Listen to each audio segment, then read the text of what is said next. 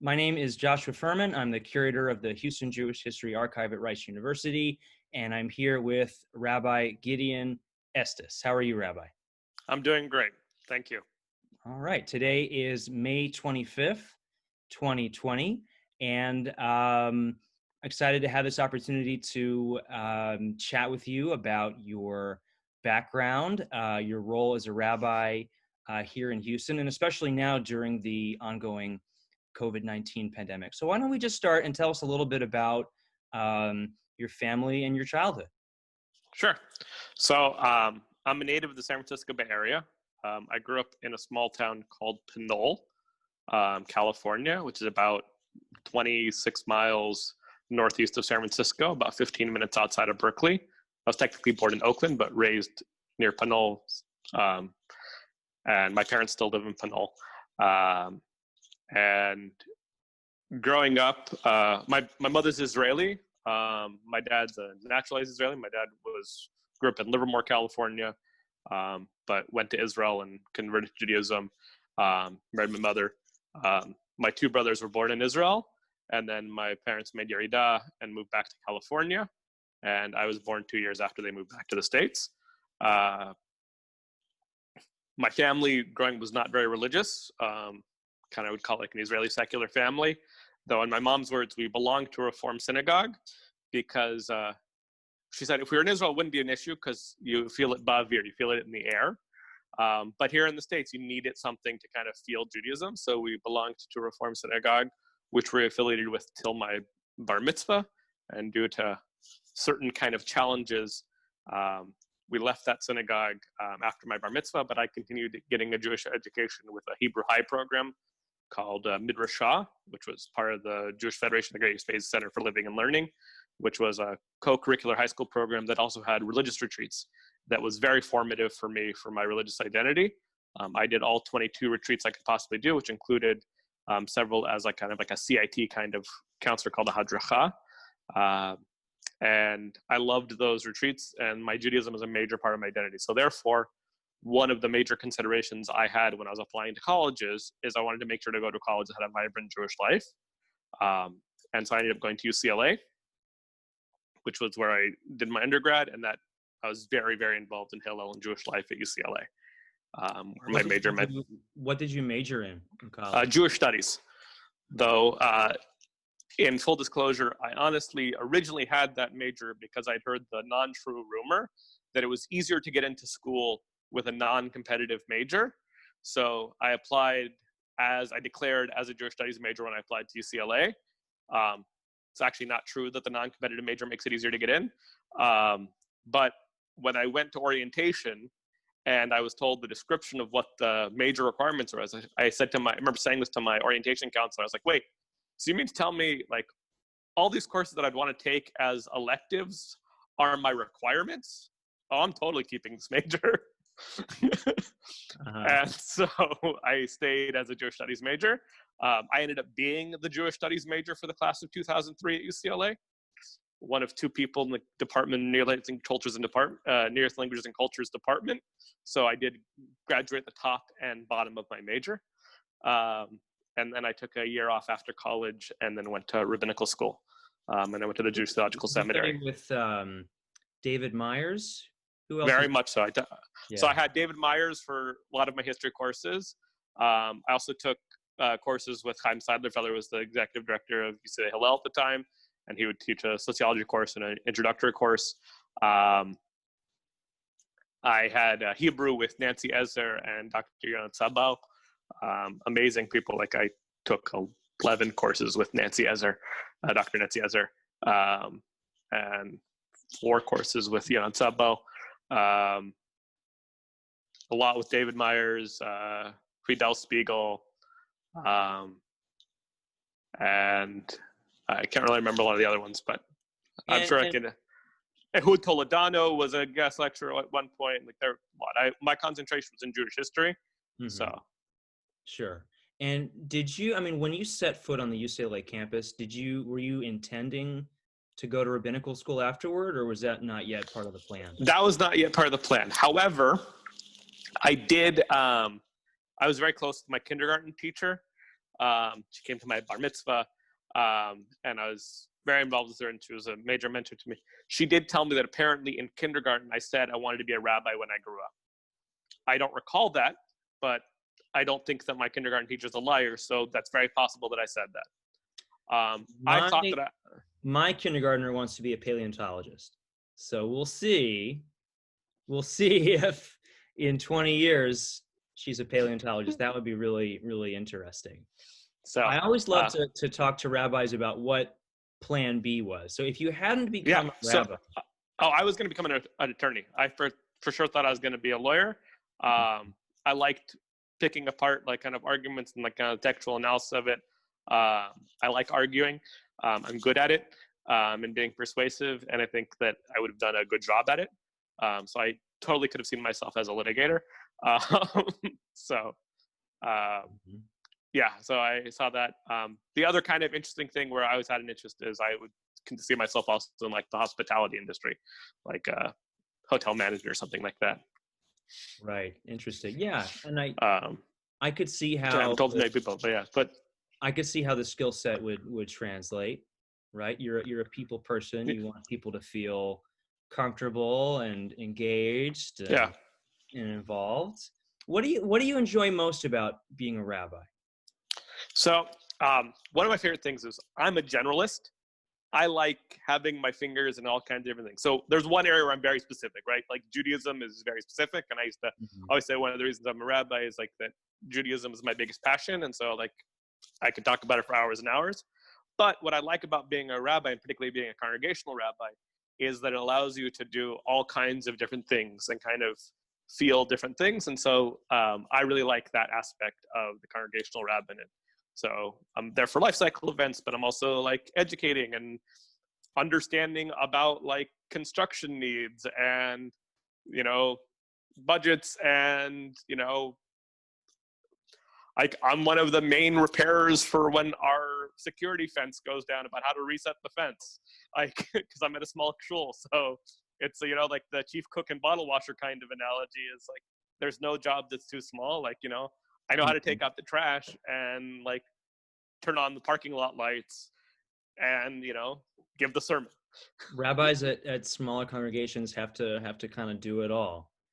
Yeah. Is there a piece of the portfolio that you find particularly challenging? I know for me, I was never a rabbi, although I did consider it briefly in college before settling on a different path. But I think one of the challenges that I experienced when I was a Jewish professional after college. I worked at a synagogue in Boston. I was a Hebrew school teacher. I was a youth group leader, family educator, and you're always on, right? You're always, you know, Shabbat, you're working. Yeah. You know, holidays, you're working, and it's very hard to kind of carve out that personal, spiritual space for yourself. Do you find that also, or not so much? No, absolutely. It's hard. I remember a post I made on social media, like my first or second year in the rabbinate, is we had our ISJL fellow who was staying with me, and he was amazed by like the line of like sugar cereal boxes. Sugar cereal is a weakness of mine. I like sugar cereal a lot. Any ones in particular? I like Cocoa Pebbles, Corn Pops, and I like Crunch Berries. Those are among some ones that I really like, and Golden Grams and Cinnamon Toast Crunch. But Cinnamon Toast Crunch is a classic. But I took a picture of like these collection of sugar cereals. Oh, and also Cookie Crisp. Of these sugar cereals, I said, like life in the fishbowl. Now you see the fish food, because that's the thing, rabbis, right? Is that we live in a fishbowl and everyone sees it. So I thought it was funny. So absolutely, it's one of those challenges. It's also particularly challenging as a single rabbi, in that like I also am a small shul, is that I kind of make friends with people that are also in the congregation, and it's very hard sometimes to walk that balance of being rabbi but also trying to be friendly, because I can't get as close as I might want to, right? Because I can't be fully vulnerable, because that's unhealthy at times. So that's a challenge. I'd also say the challenge with kind of the work is that some of the supervisory and kind of like board interaction stuff, while it's interesting to learn, is really challenging. There isn't so much nonprofit management skills taught in rabbinical school. And I think those are some of the bigger challenges of the congregational rabbinate that that's mostly on the job and experience kind of training that we don't really get a lot of help for, particularly like supervisory kind of experience, which is sometimes challenging. Right. Or in your case, repairing the security fence. Yeah. So that was a little easier at times. Tell us a little bit more about your synagogue. You've been the rabbi of Congregation Orami since, when was it, 2010? Yeah, July 2010. So I was ordained in May 2010. And literally I got the final notification that I had been approved to be their rabbi like 2 days before ordination.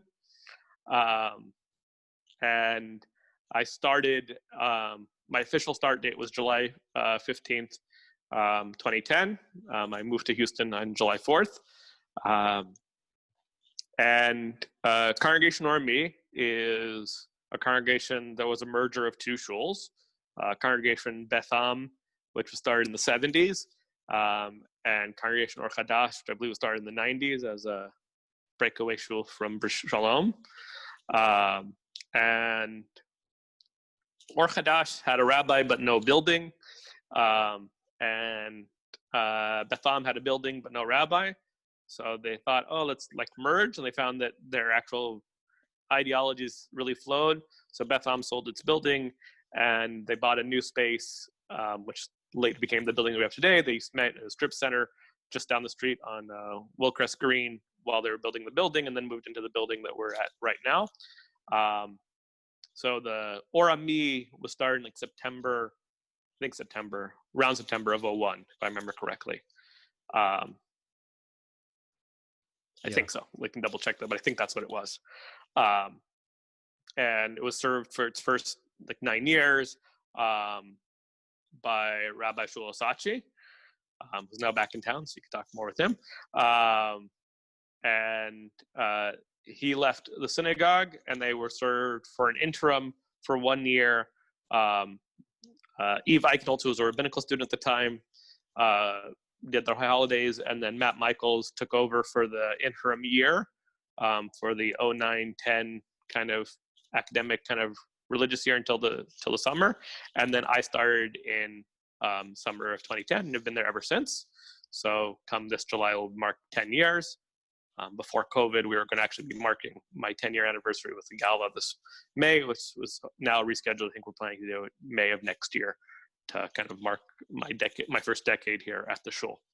And how many of your colleagues from your school cohort are still with the first congregation that they served after? So from my school cohort, none. From my ordination year of the conservative movement, there's one other. Mm-hmm. Alon Ferenczi is still at B'nai Emunah in Knoxville, Tennessee. And he was also at a small shul. So we were both at started A-Sites congregations, and we're still there. Yeah. But yeah, so it's kind of unusual, and it's a significant achievement to actually stay at the same congregation for 10 years. I think the congregation likes me, I like them. There's a lot of good synergy that happens. One of the things I love about Orami is that it's a very lay participatory synagogue. I very rarely read Torah,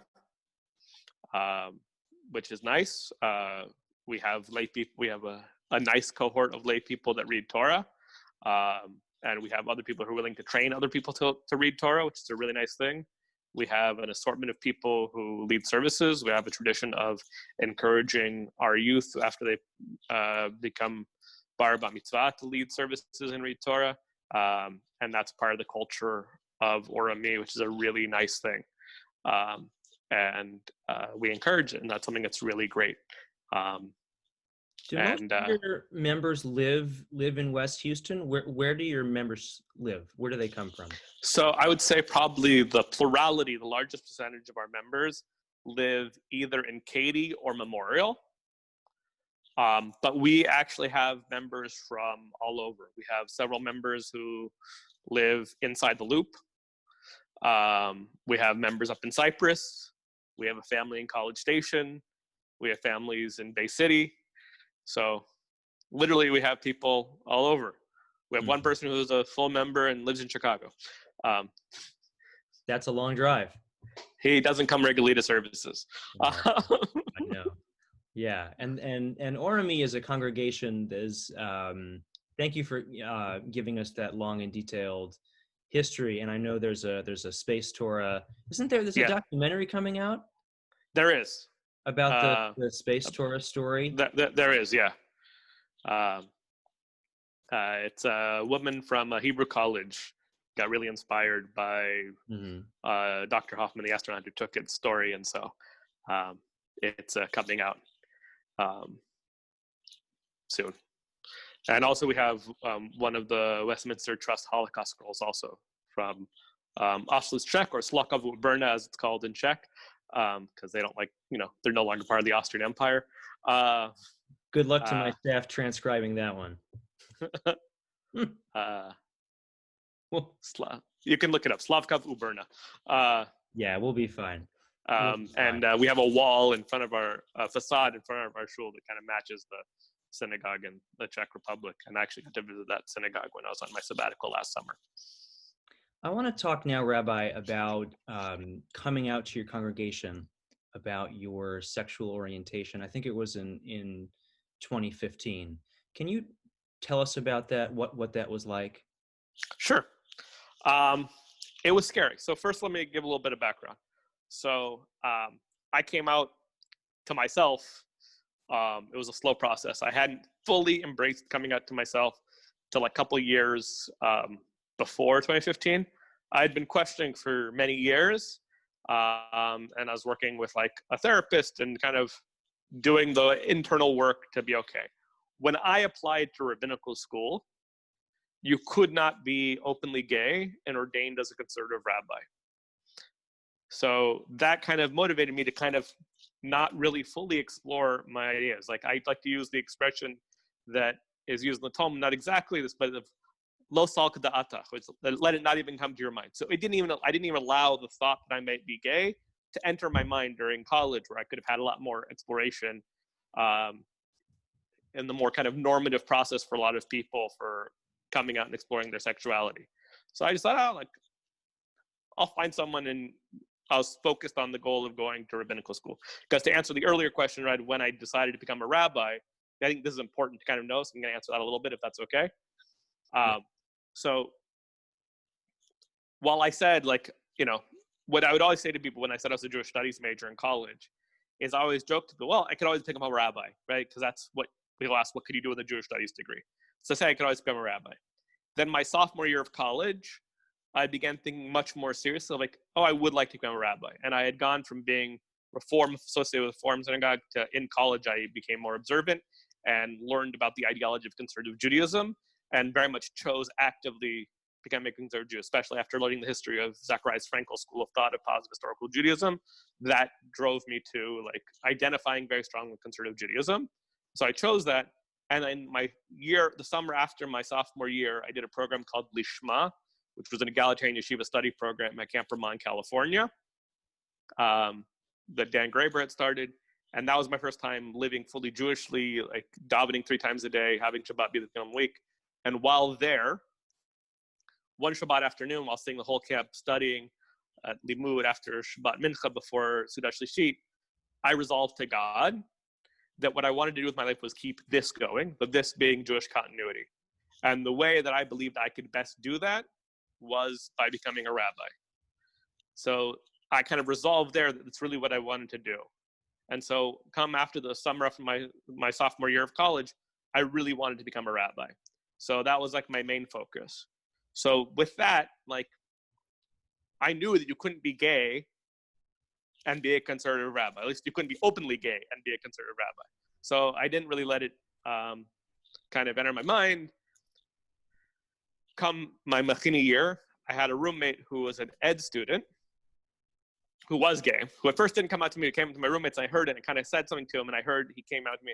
And I met with him privately and told him about how I was questioning and opened up myself about the fact that I was questioning about my sexuality. He kind of gave me some support, and I began wrestling with that. So that's when I first identified that I might be bi or questioning. I don't know.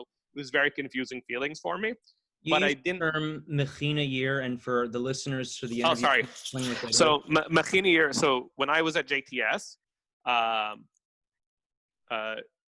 started in year mechina, which is kind of like a year zero. The joke we would say is kind of like kindergarten through fifth grade for rabbinical school. Rabbinical school is traditionally a 5-year program at JTS, but some people who didn't have a strong kind of text background, like I hadn't really studied, other than Lishma, I hadn't really studied intensely Talmud in like the original.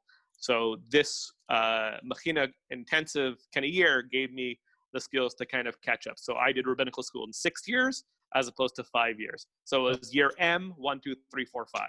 So this questioning is at the very start, more or less, of your... Yes, but while I was doing it, I had to be very quiet about it because, for example, in my year even, there was a student who decided she couldn't be in the closet anymore, and she said something to the dean, and she was asked to leave the rabbinical school.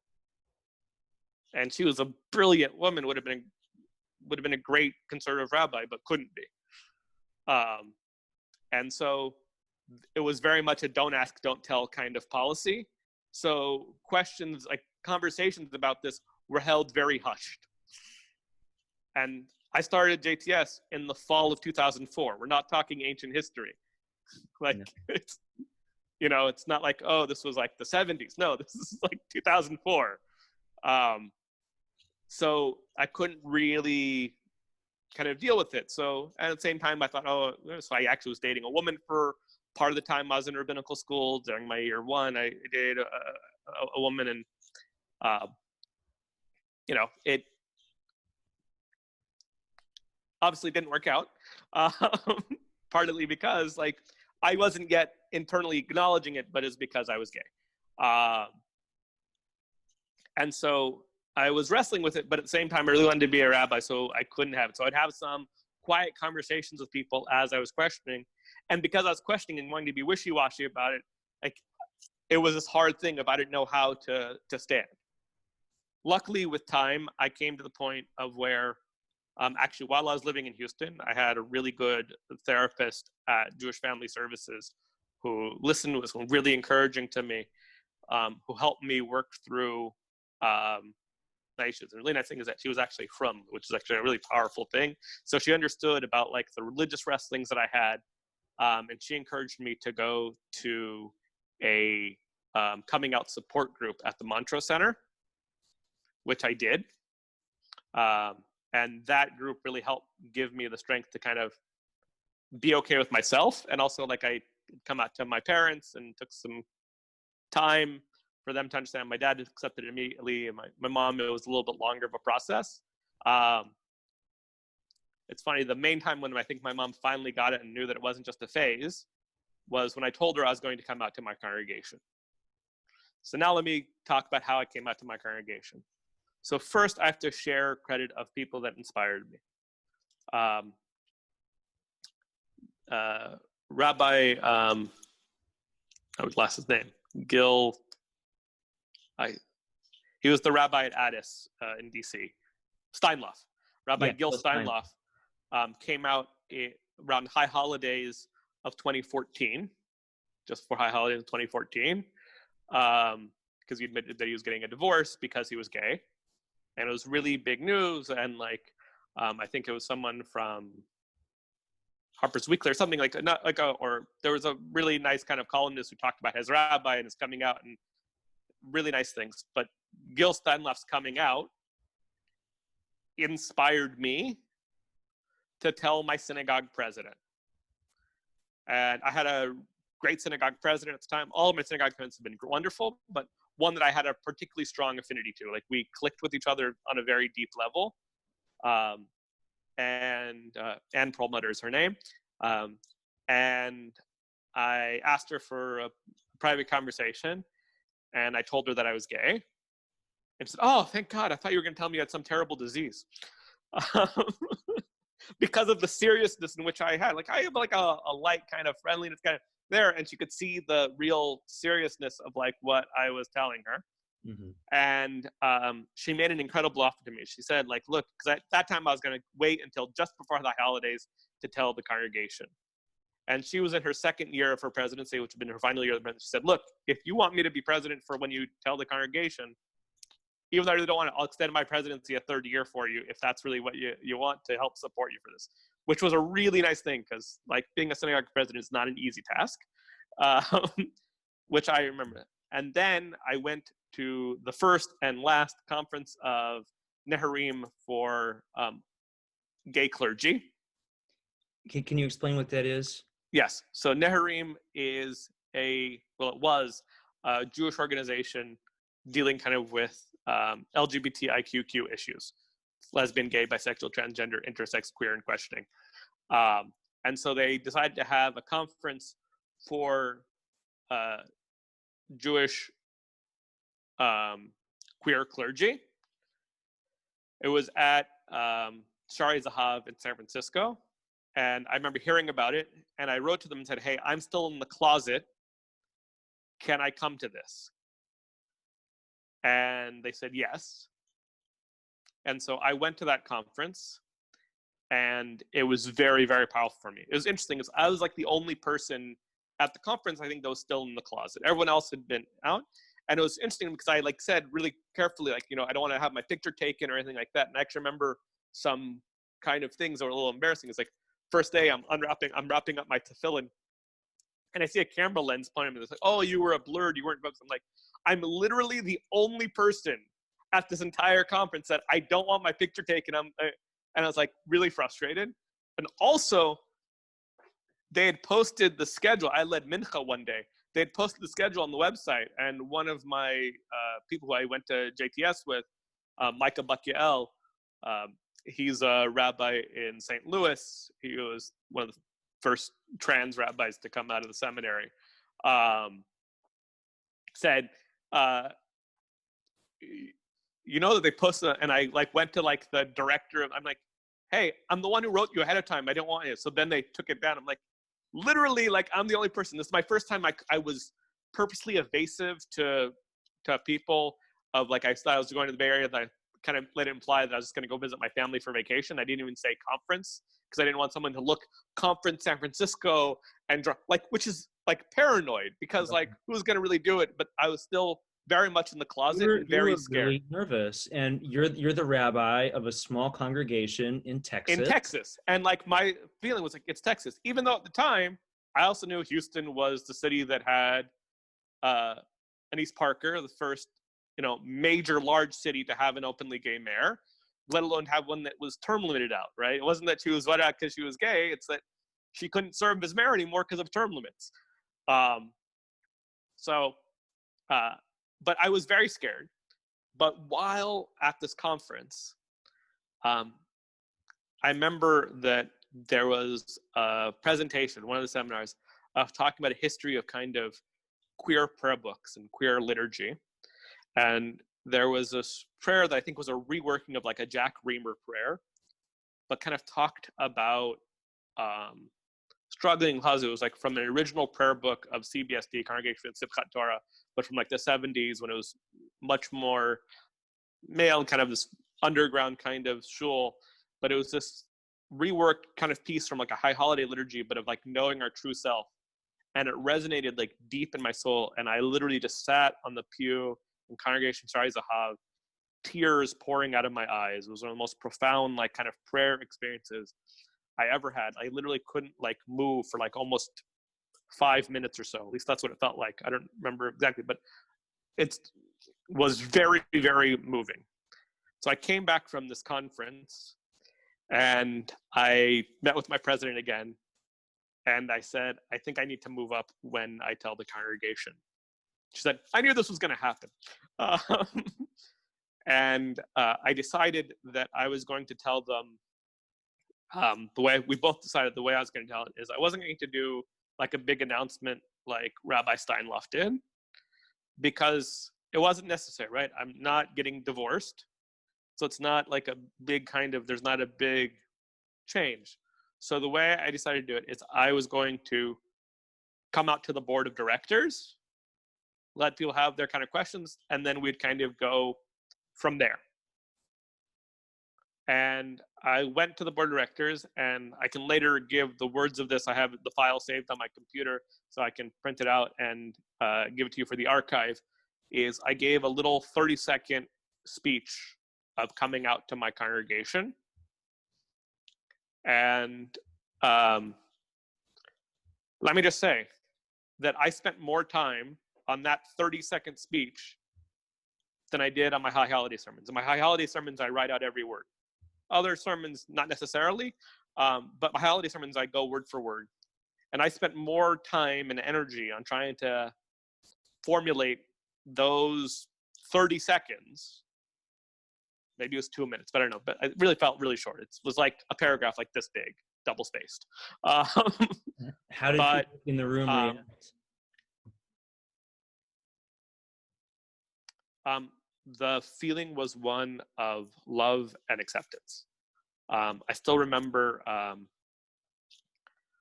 one of my members, Lane Gladstone, of like just like the love she kind of expressed. I can't remember the words exactly right now, but it was just like this thing of like, you're like families and we just love you and accept you and want all the best for you.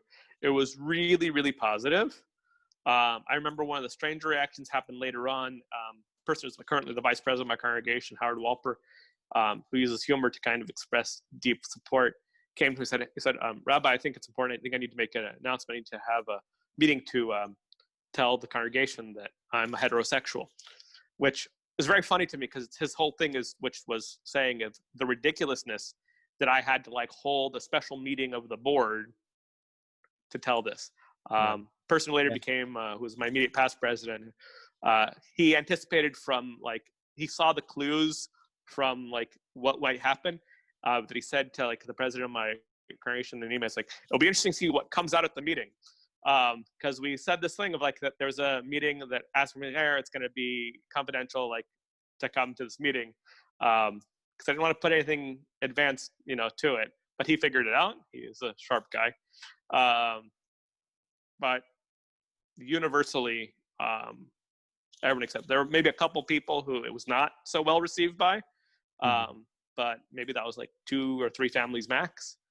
And people were really accepting. I remember I was concerned. There was a family older family, more politically kind of conservative, native Houstonians, lived through kind of segregation era. I was kind of worried. And I said to them, I said, Rabbi, you were there for me when I needed, when I had trouble. I don't care what you do in your bedroom. Yeah. And it was kind of universal, because what I did is after I came out to the board, then I took a couple of questions, and then the board went in discussion. I left, went home. One of my members gave me a rainbow butterfly cookie from Three Brothers. That was a gift he gave me beforehand that I went and ate beforehand. I just thought would be an appropriate gift, because there were a few people I had told in the congregation when I was kind of close to that I knew kind of their views already, that knew already ahead of time of what I was struggling with. But this was where it's going to come out. And we also knew that, a shul, like, if you want to, let everyone know, tell someone on a board of the synagogue a secret, and then everyone will know, right? That's the best way to like inform everyone. What about so we figured that the natural spread would be the best way. Oh, I was going to say, what about to your rabbinic colleagues? Were there any similar conversations that you remember? I don't actually remember, other than people being kind of supportive. I don't remember of like how it came out. I think I just started kind of talking and being more open about it, and it was just kind of accepted. I think some people were surprised at times, and then it's kind of, let it kind of naturally filter. And I think I kind of shared it with like some of the things for kind of pride events, etc. though I will say one thing in terms of the lead up to it, I was really scared. And like my mother really didn't want me telling the congregation because she thought for sure I'd be rejected and it would be the end of my job. And I was actually also prepared for that. Like that was a eventuality that I prepared for.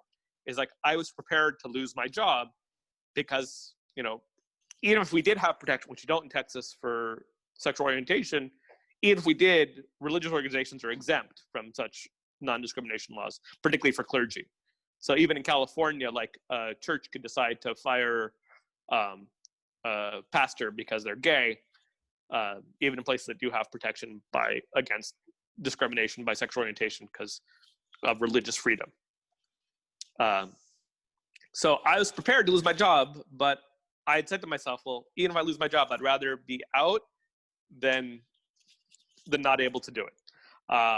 And then my first time preaching to my congregation and mentioning that I was gay from the Bima was following the Pulse attack in Orlando. And I gave a Dvar Torah that Shavuot, not just as a rabbi of hearing this attack, but I said about as a gay man of what it affected. But I don't know if all my colleagues, I think most of my colleagues know, and especially now I've talked about it more and more, but I never made a big public announcement. However, I do make a point nowadays to usually, generally, especially when I'm in public, to wear some kind of rainbow kippah most of the time. As kind of a way of kind of indicating kind of pride and assessment. So that's why I was very excited when I was able to get a rainbow Abu Yadaya kippah. Sorry, not to talk over you. Have you had any opportunity to be a role model, either to rabbinic colleagues or just to anyone else in the Jewish community who's finding their place in terms of sexual orientation, given your story? So I have in some ways. One is to members of my own congregation who've had issues with kind of coming to terms with sexual orientation. Also, some people who've chosen to choose Judaism felt comfortable coming to me because I was a gay rabbi. And so, like, I remember I told one person, like, you know, that because I'm very open about it because I don't want someone who's uncomfortable with it trying to convert and then saying, oh, no, I can't handle that. But others say, oh, no, that's actually one of the things I really like about it because I feel safe because you're not going to reject me for being gay. And I can also talk about how to deal with like the feelings and emotions of being gay.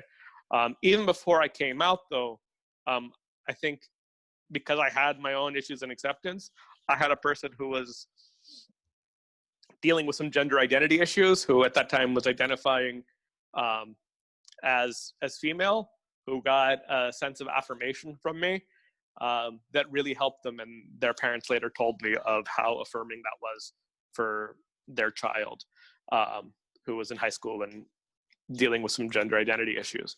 And I think my own story about being a gay rabbi makes me very cognizant of those on the periphery and making sure that there's a sense of inclusion.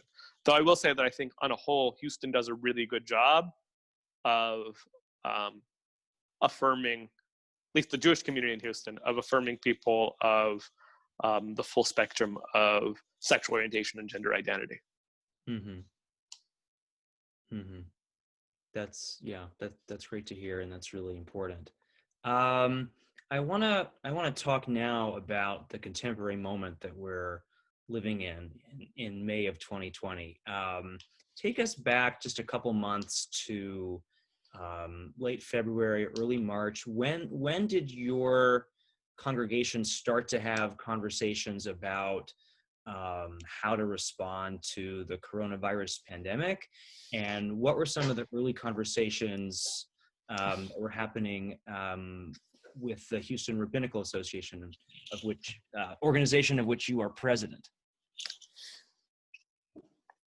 Yeah, so currently I'm the president of HRA. I'll say that I've had an interesting tenure as president of the HRA. Near the beginning of my tenure as president of HRA is when the Pittsburgh attacks happened. So I got to help coordinate citywide vigil in a day that we had, and then we had Poway, and then the end of my presidency, like I thought, well, now it's an extended year, was with the COVID-19 crisis. So the last thing that we did, a major thing in my shul, was we had a Purim carnival and Purim services. That was the last major gathering that we had at our synagogue. And we began talking a little before that, but thought, okay, it seems to be okay right now. And so no one was yet really concerned. But as things began ratcheting up, like right after Purim, that's when I got notifications of some calls through Interfaith Ministries and the Greater Houston Partnership. And upon being on those calls, we convened an immediate meeting of the HRA. We did a video call. And that's where we all decided different things. That was when I was still on the fence for Army, whether we were going to open or close. And most people were, we met on a Thursday, and then Friday was when the decision was happening. And basically, through the day, Friday, a lot of us began saying, yeah, no, we're going to close.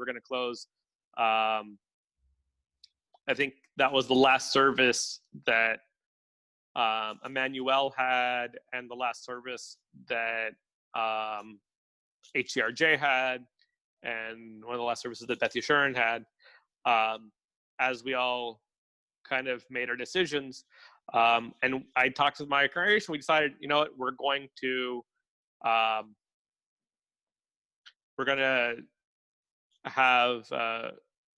do just a virtual service. And that's when I started doing, I bought a Zoom account and began doing services by Zoom, starting on that Shabbat. And the following week we had a bar mitzvah virtually with Parshat V'ikra. And it might have been 2 or 3 weeks after, like, I don't remember any time. It's kind of all blended together.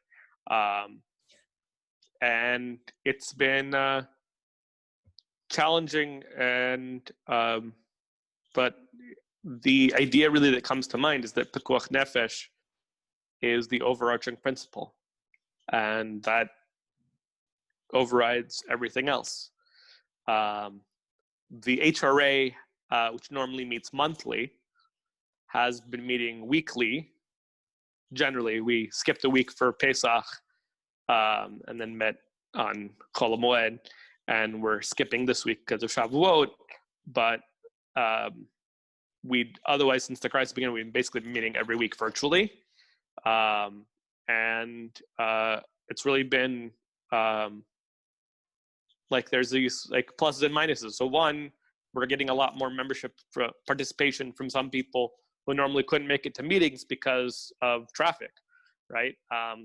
Like sometimes our colleagues up in the Woodlands would have a harder time sometimes making it to meetings, but people have been on more. But we are doing kind of two-pronged kind of things of what the HRA is doing. One, we're giving chizuk to each other, strength to each other, support and listening, and people can give voicing concerns to their worries and trepidations. And also we're sharing best practices and our strategies and plans. One thing that the HRA stands by is that we are not a regulatory body. We don't issue regulation. So we issued guidelines about life cycle events in terms of the kind of funerary life cycle events, which were guidelines. These weren't like regulations, but this is what we all thought to do. And everyone makes their own decisions, but we kind of spoke communally of like working on these guidelines and affirming these guidelines of what we thought. So for example, initially we advocated the delay of unveilings using the minimums for funerals and kind of doing them electronically and kind of maintaining policies so there was a united front. Excuse me. I don't know who that is. They'll leave a message.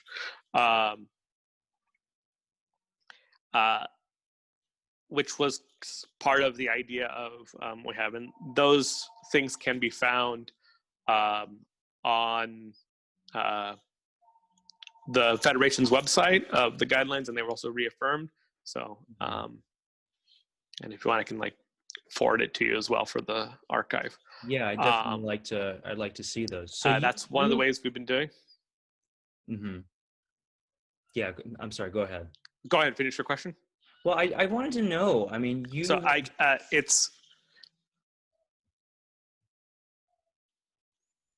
officiated at a funeral, in this time, and you've done bar mitzvahs now over Zoom. Was there? I mean, technologically speaking, was there a learning curve at first? Oh yes, there still is. So the funeral was interesting, and I've done several Shiva Minyanim via Zoom, which actually one thing which is nice is it enables people to come to Shiva Minyan from all over the country, which is a nice thing. But for example, the funeral, what I did is one, I held that. Now there's a tshuva of the conservative movement that talks about it, but I constitute a minyan, counting people where I'm more lenient than others, counting people on Facebook Live who are watching, or people who are on Zoom. I'm counting them to help constitute a minyan. So in order to get I knew that I had 10. Yes. So I had like 20 people, including I knew at least 10 of whom were Jews who were watching the funeral, and with among the two sons of the deceased, and the funeral director who was Jewish, and myself, that I know that we had a minyan. So we did Kaddish and for the funeral. I would say the hardest thing for me for the funeral was that we couldn't use a shovel to put dirt. Usually I put more soil over the casket before the concrete liner gets placed. And instead, this was just some handfuls of sand that got put over the casket, which was really hard for me. But that was like the difference of what we do. And then what we did is I did a visitation kind of Shiva Minyan on Zoom immediately after the funeral. We were going to gather later for Mincha and Mariv, but the deceased's family who couldn't travel, who were in New York area and one in like Florida, all came onto the Zoom and visited with members of the congregation and had a chance to kind of do that function of Shiva, of where you kind of tell stories and visit and offer real comfort and remembrance. So we did that virtually. And so it was different, right? You don't have the egg salad, but you still kind of had a chance to kind of hear the stories. And then we gathered for Shiva Minyanim following. So you find, the bar mitzvahs. Just want to go ahead. Point here, but before we talk about bar mitzvahs. So it sounds like, I mean, Shiva is so integral to the Jewish mourning practice, and the idea that we don't leave the mourner fully alone. And I think it's really insightful that, technology allows for this new kind of virtual Shiva where you can be anywhere in the world and you can participate in that kind of comforting the mourner and gathering together. I wonder if you think, post pandemic, whenever that's going to be, and we don't know, do you think any of these new ways of doing Judaism are gonna continue, or too soon to say? Facebook Live. I absolutely think some of the things are going to continue. Yeah. So I think, well, first of all, I think, because it'll still be through the pandemic, is I think that like one of the things that we talked about at RME, we used to not stream services, but we know that people aren't going to feel comfortable even when we decide to reopen to come until there's like an established vaccine and it's widespread and there's herd immunity. They're not going to feel comfortable coming to shul. So we want people to still be able to be present. So we're going to offer those things, I think, going forward.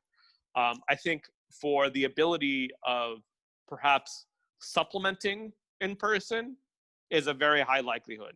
I think that particularly for like life cycle events like funerals, that things that don't happen on Shabbat, particularly because like the Shabbat issue is a harder thing to kind of deal with halachically. Right now, we're functioning in my shul under the principle of B'Shad Dechak. So, it's in critical timing that we have it. That's what I was saying. It's B'Shad Dechak is this principle in halacha that in emergency situations, you're allowed certain leniencies. So relying on like the Zoom minion and things like that, that's relying on a leniency in emergency situations that you may not be able to rely on that same leniency in a normative situation. So that permissibility might not be there, but we'll see how halacha adapts and changes. There might be different opinions, but right now, it's something to think about. But particularly for areas where it doesn't really affect, like say for a funeral, I think absolutely people will utilize this technology because it affords people, particularly like the homebound and something like that, where you have leniencies for the sick, to be able to participate. And I think that's a beautiful thing. You kind of already had it where sometimes people are holding the phone for Facebook for a wedding or something like that, that I think that'll become more common. But I will say, like, at the same time, I want people to, know about being present. There's a different kind of way, because it's not the same thing. Like you and I talking right now, we're talking face to face, but we're not talking face to face. And it's not quite the same. And it's not just because you can't tell if the person's wearing pants. It's there's a lack of the physicality, and there's so much that can also be expressed by touch that I think we've lost, which I also think is just something that we've also lost too. Like, I have a feeling we will not go back to shaking hands as much as we used to. And that's really hard for me. As you can ask my congregation, I'm well known for, like, I shake hands. Like, before Corona, I would shake everyone's hands 2 to 3 times a service. And that's probably not going to happen anymore. And that's kind of sad. It is sad. And not for a long the time. lack of physicality is something that's very hard. Yeah. And there's parts that are integral to normal Shabbat, like parading the Torah around the room, and everybody is kissing it. So the congregation. Yeah. That's hard. So those things aren't like when we talk. Go ahead. Some congregations are very large. They have multiple clergy. They have a lot of staff. They have a program director. They have a cantor. They have, 4 rabbis who can kind of swap in and out. Small congregations, it's just you. So how are you? What ways are you? What programs or services are you developing to try to keep members engaged and create that sense of virtual community? So one thing that I've done, so the first 9.5 years of my congregational rabbinate, I did not lead weekday services, except for the occasional Shiva minyan. I didn't lead weekday services. Since we went into a stay-at-home order, I've been leading services basically 3 times a day. And I've been intentional about that, even though we don't always get a minyan. But with this, we need to create ways of more space for making community. So I've been leading Shachrit, Mincha, and Mariv to really kind of help make the sense of community. And I have some people who've been coming to almost every service. And it's a powerful kind of thing. It's something that's different that's happened in my shul. Also, Rabbi Annie Belford, who's at Temple Sinai, we do a lot of things together because we're both over in West Houston. We've been doing what we call a Zish, which is a Zoom Tish. Tuesdays at noon, we're doing a lunch and learn. We're both kind of teach something, like kind of a text that we want, like usually compare Midrash or, Talmudic teaching or something. Just like a 12 to 1 like Zoom class, but it's a nice little thing that we've been doing together to kind of help offer programming for everyone on Tuesdays. So that's among the things that we're doing. Do you want me to talk a little bit about the bar mitzvahs and that technological stuff? Yeah, please do. Because I'm watching a little bit of, was it Fernando's bar mitzvah? Fernando, yeah. Yeah. I had a chance to watch a little bit. So the first bar mitzvah we did was David Paul. And that one, his family, they live in College Station. And so the family has access to the sanctuary at A&M Hillel. So they went to A&M Hillel, but we constituted the minyan from it. So he was still able to read from the Torah, and he led services from there for the congregation. And he read from the Torah. And that was our first kind of time we were still figuring out things. For Fernando, you were at gave Orami, the family the option. You were at Orami and they were at A&M. They were at Hillel. Yes, I was at Orami. They were at A&M. They were at A&M Hillel, and other members of the congregation were in their homes. Okay, got it. Interesting. Okay, go ahead. Sorry. So like we did the service, and so it's actually very funny is that David's father thought like he never wanted to do the generation to generation kind of pass, but he still passed the Torah to his son because he took it out of the ark and gave it to his son. So I was like, I got what you had. But that probably should take out. But for Fernando, at first I thought, oh, well, maybe by May, because this was things will be different, right? That's in early March, we thought, oh, in 2 months, it's going to be fine. But it wasn't, as we know. So I reached out to the family what they wanted to do. I said, if you want, you can reschedule it. You can even reschedule it with keeping the same maftir and haftarah. Like I learned from Rabbi Gelman of a nice lenient opinion about how to do that. And so I was like, look, you can even, so because he'd already learned his maftir and his haftarah, they wouldn't have to relearn it. But Fernando really wanted to keep the same date. So we went ahead with it because that's what the family wanted to do. And what we did is we decided that the safety precaution to do, because it's just one household and me, is that we'd all be masked. And I would be socially distant from them the whole time. So I'd be 6 feet away. So I stood at my pulpit and Fernando was at the reading table. We allowed him to be unmasked so he could be heard.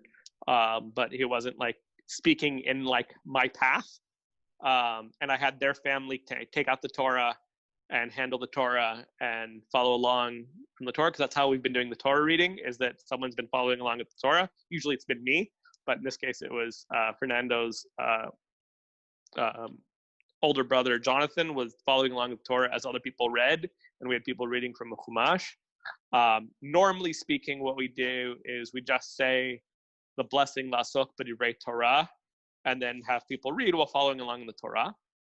But I wanted to be special, so what we did is I called, because the first Aliyah was being read by Jonathan, so I called Fernando's parents for an actual Aliyah, and they said the blessings, and we read the first 7 Aliyot in kind of succession, and then they said the closing bracha. But since it was actually, the first part was actually read from the Torah, I felt okay doing that. Mm-hmm. And then we did the maftir, and I called up Fernando, and he read the maftir from the scroll. So he was able to have that same kind of experience while people did it. And then he gave his Devar Torah, and he did his haftarah. The person who coordinates candy had made a bag of candy earlier that I passed out to his family, so we're still able to shower him with candy. And it was a nice thing. And we did the blessings the way, kind of would have happened. It wasn't quite the same, but it was very similar. And there were a lot of people that were on. I had people who helped coordinate the Zoom, who I made co-hosts, because there was some active having to do of spotlighting people, particularly for when I was talking, so they wouldn't have feedback. So we had multiple devices. I had 3 devices set up in the congregation. I had my laptop, which I need to get an external camera for, because as you saw from the video, that I get washed out by the bright light of the window near my pulpit of the sun. All these things. My iPad, talking to you from now on, was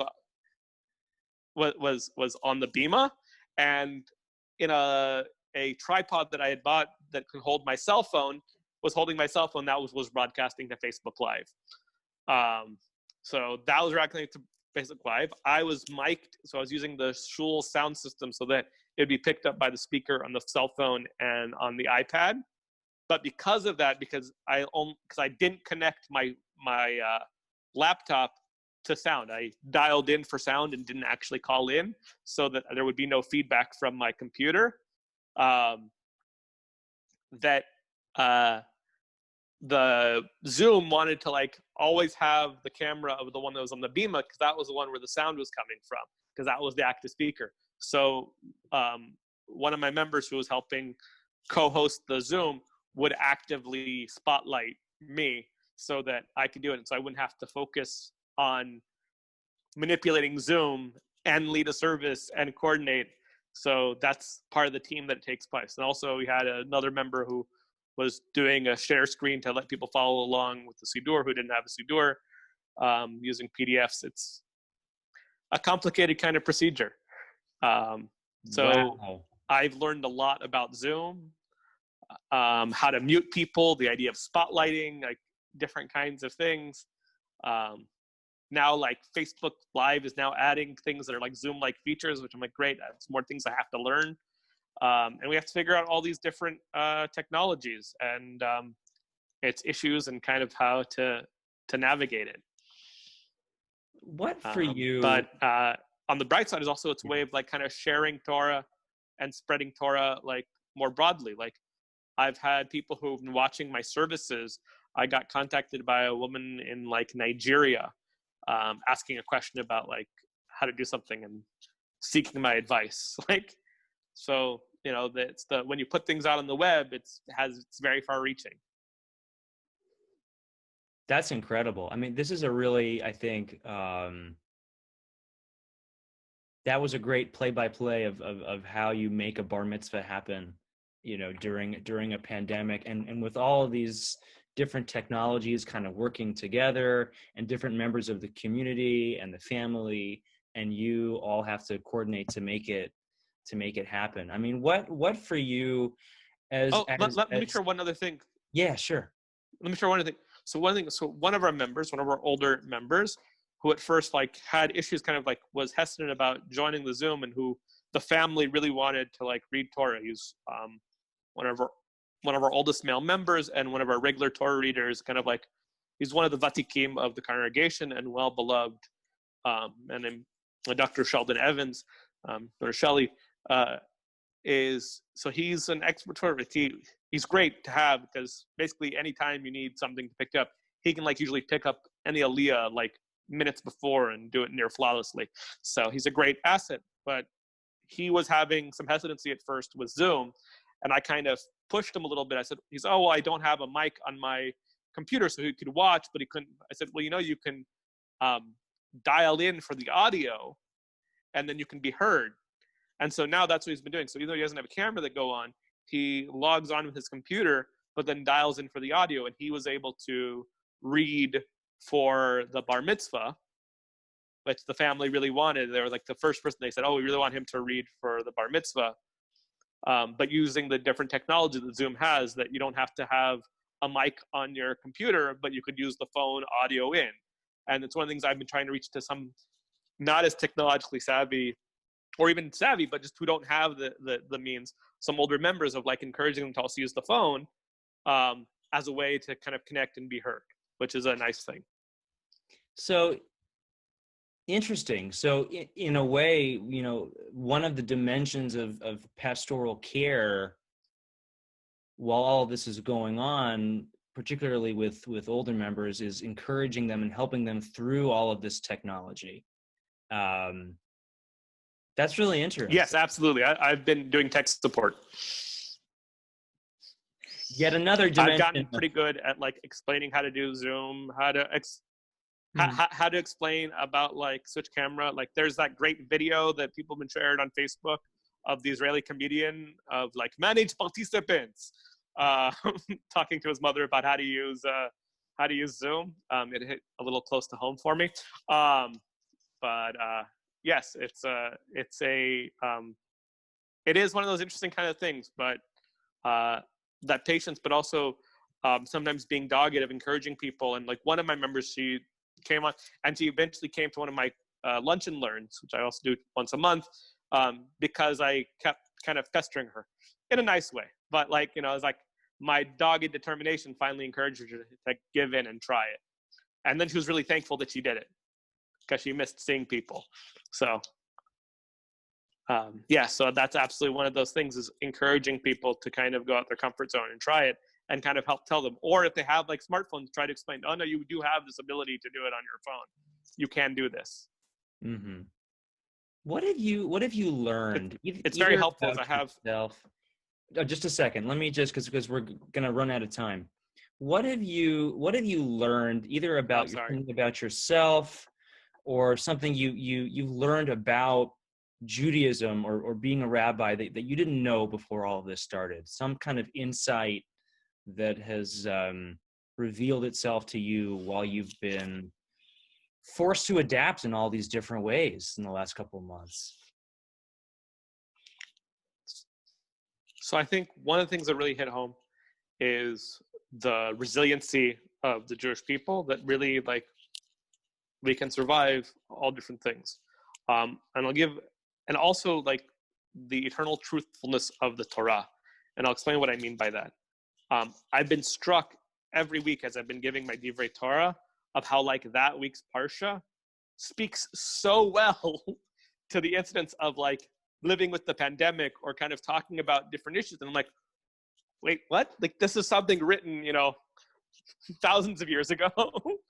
And like it really is very resonant for our times. And like understanding that Shivim Panim, that 70 faces of Torah, all those different dimensions, I think that's really the insight of that we are resilient and strong, and also that there's eternal truths about our perseverance and about the importance of people and community and that flexibility that are inherent in our tradition, and that we can adapt and that we'll be stronger. And I'm very confident that Gam Zeh Ya'avor, this too shall pass, and that we'll be stronger for it. Wow. Thank you so much, Rabbi. It's really been a pleasure to speak with you and learn from you. And thank you for all that you and all your colleagues are doing during this difficult time to keep us all connected and engaged. I really appreciate it. My pleasure. Sorry that I spoke a little long. It's hard for a rabbi to only speak for a little bit. No problem. Thank you.